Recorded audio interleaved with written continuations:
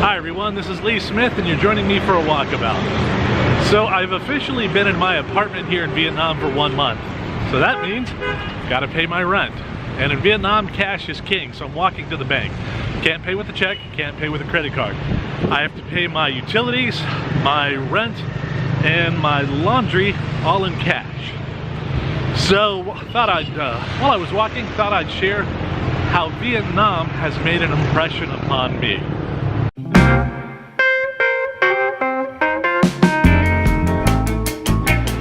So let's talk about the heat. When I first got here, I would set the air conditioning in my room to about 20 degrees Celsius. So now I set the air conditioning to 26 degrees Celsius. I'm just getting used to the heat, and it gets hot here. Right now, it's March, and it's getting up to, I think later this week, it's supposed to get into the low 30s Celsius. So when you live here for a while, you get used to the heat. I know right now I'm out and about walking around. It's about 29 degrees Celsius. I'm wearing long pants, t-shirt, and I'm fairly comfortable. You go to the grocery store, you don't see piles of cakes, cookies. You don't see slabs of red meat. You don't see bacon wrapped hot dogs. You don't see deep fried frozen this and microwave meals. You go to the grocery store here and it's some pork, it's chicken, it's a lot of fresh vegetables. I mean tasty vegetables, great fruit. There's an advantage to living in the jungle and that I can have a coconut or some dragon fruit pretty much anytime I want. Also, it's easy to get outside and exercise here. I'm walking to the bank right now. Not a big deal. Where I live in Ohio, I can't walk to the bank. The bank's probably 10 miles away. Here there's a bank pretty much close to everywhere. If you want, it's easy to walk in today. And those things combined have led me to start living a very healthy lifestyle. I've been here 5 weeks. I've lost 20 pounds. I really haven't had to make an effort at it. Every now and then I'll think about going back to my old habits and buying some cookies or something like that, but then I'll see some dragon fruit or frankly I'll just get full because I ate some pho, had some water, and then I had some fresh coconut after that, and I'm just too full. So that's one way Vietnam's made an impression upon me. Another way Vietnam has left an impression upon me is in their attitude towards things. And this is a bit of a double-edged sword because they have a very relaxed attitude in Vietnam towards many things. When I talk to my Vietnamese friends, they tell me they want to lead a simple life. They're not reaching for the brass ring. They don't care about the rat race. They're not looking forward to the next promotion. They just want to lead a simple life. And something you don't hear them doing is complaining. You don't hear them complaining about their spouse or their lover or their boyfriend or their girlfriend. You don't hear them complaining about their jobs. They just don't complain openly. It could be that they do when I'm not around, but they don't do it around me. And this has given me a very relaxed attitude around my Vietnamese friends. It's when I go someplace and they tell me it's gonna take a week to get something, I don't freak out. I go home and I come back a week later. Or if I need to speak to somebody at a bank and they tell me to come back in an hour, again, I don't freak out. I go get a soda, a little something to eat. I sit on the beach for a while. I come back later. And I hope, as I've said before, that I take this relaxed attitude back with me to the United States when I go home. Another way Vietnam's made an impression upon me, the food. I really like the food here. Pho, banh mi, cam ga, so many different types of meals. They're so interesting. Everything is prepared so fresh. Seafood. If you want to eat seafood, you walk to a tank full of fish and you start pointing at the fish you want. And it's swimming in the tank. That's how fresh it is. It's not frozen. At least in Ohio, fish I used to have there was pretty much frozen and flown in. When you get fresh seafood in Vietnam, by fresh, they mean it was alive 10 minutes before it was on your plate. The fresh vegetables, the fresh fruit. I really enjoy dragon fruit. I never tried dragon fruit before. How many fruits and vegetables are there out there that I haven't tried that are popular in Vietnam? I think in a future video we're gonna find that out. Another way Vietnam has made an impression upon me, specifically my appearance. And by that I mean, I am almost always the largest person in the room when I go any place. Now, in America, I am not the fattest guy in the room. I am a bit large, a little bit over dad bod, but less than obese.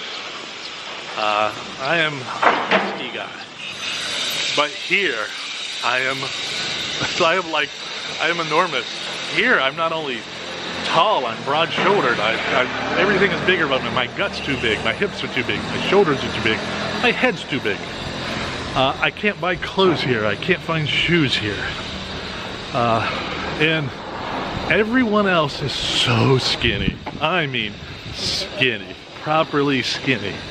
And it makes an impression upon you when you walk in your room. So, whereas before in the United States, I really didn't think too much about my weight because I was never the biggest guy in the room. Here, I am always the fattest guy in the room. And that probably attributes to some of the eating and exercise choices I've made here. There is a certain amount of social pressure not to be big, not to be fat. One thing Vietnam has given me is an enormous sense of adventure.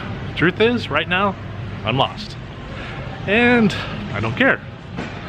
I am never that far away from any main road, and just 10 minutes of walking will get me there.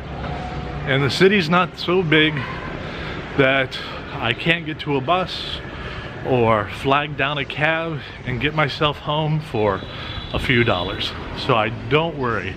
I just go out, I walk, I take back roads, I take side roads, and I explore the city, which is something I've never really done before in the United States, but once I get back home, it's something I plan to do more often.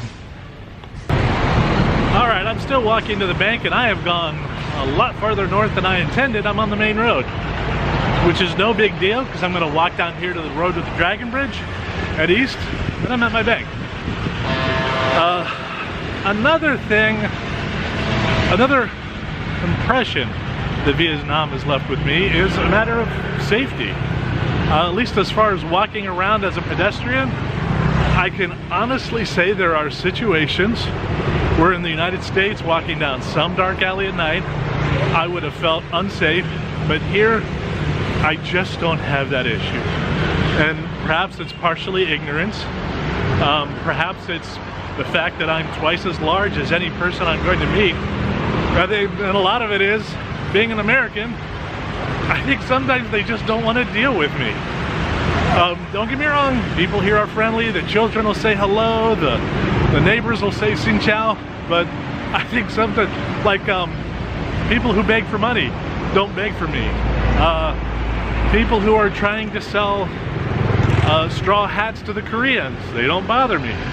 I think it's because I'm big and they don't want to deal with me because I look like a Westerner.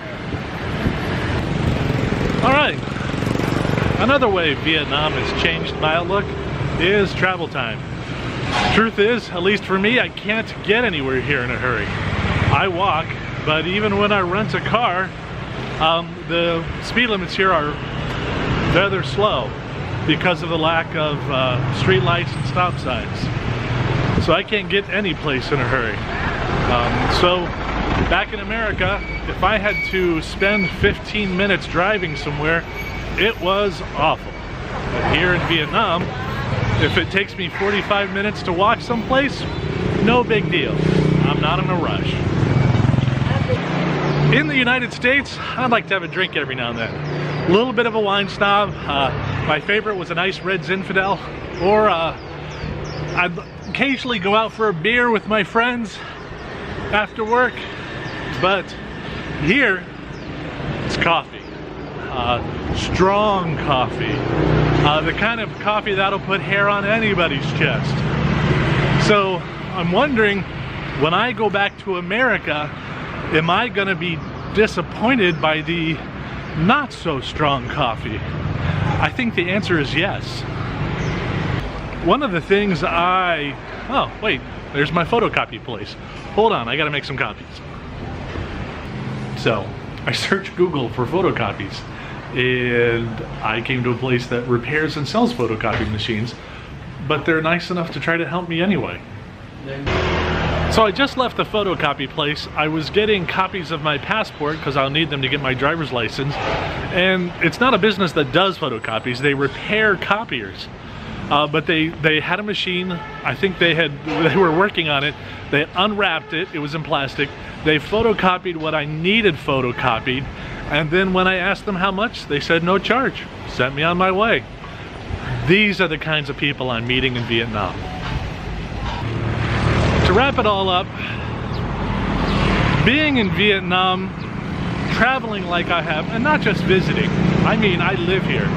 I signed a lease, I have a bank account, I know people, I'm trying to get my driver's license. It's made me more or less fearless when it comes to travel. Previously, the only time I had left the United States was to drive across the border to Canada. And let's face it, going from the United States to Canada, that's really not a fearless travel experience. I can get to Canada easier than I can get to the next state over in America. But I've moved to Vietnam. I didn't just visit. In the end, I feel like if I can make it in Vietnam, if I can establish a life for myself here, I can travel anywhere and make a life more for myself. And that's made me more or less fearless. I hope you enjoyed the video. The next video, I think we're going to do a review of Vietnamese beers, so stay tuned.